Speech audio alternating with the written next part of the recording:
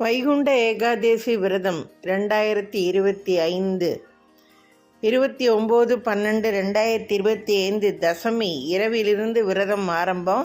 30/12/2025 ஏகாதேசி அன்று நாள் முழுவதும் ஏகாதேசி விரதம். 31/12/2025 துவாதேசி பாரணை. ஸ்ரீரங்கத்தில் சொர்க்கவாசல் திறப்பு 30/12/2025 அதிகாலை 4:30 5:45 வரைக்கும் சொர்க்கவாசல் திறக்குதுங்க. 3 நாள் விரதம் இருக்கணும்.